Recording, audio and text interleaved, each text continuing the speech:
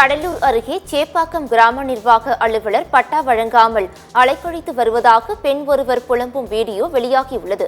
கடலூர் மாவட்டம் வேப்பூர் வட்டம் சேப்பாக்கம் கிராமத்தை சேர்ந்தவர் முதியவர் கணேசன்.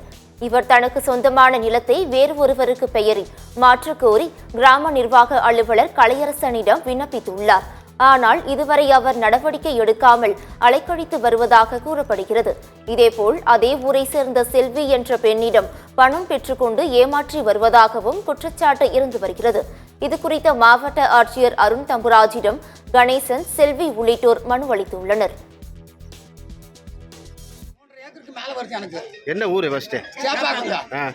அந்த 3.5 ஏக்கரையும் இந்த மணியாரம் தலை பிடிச்ச மணியாரம் இன்னொருத்த இந்த நிலம் வாங்கின கிட்டாயை மாற்றி கிட்டா போட்டு விட்டுட்டு என்ன வேற ஆளா விடுவானா? எந்த பேர் என்ன? அவன் கலையரசன். எங்க இருக்கான்? இந்த இருக்கான். அவர் நிற்கிறான்னு தெரியல. அங்கே நின்னானா இப்ப அவர் போறான். பட்டா கொடுக்கலையா? யாரு பேர் என்ன? கலையரசன். அவனை ஏரிங்களை விட்டு நீங்க 10,000 பத்தி எவ்வளவு நாளா வச்சு விட்டு அவனை 4 வருஷம் அவன் சும்மா விடுவானா?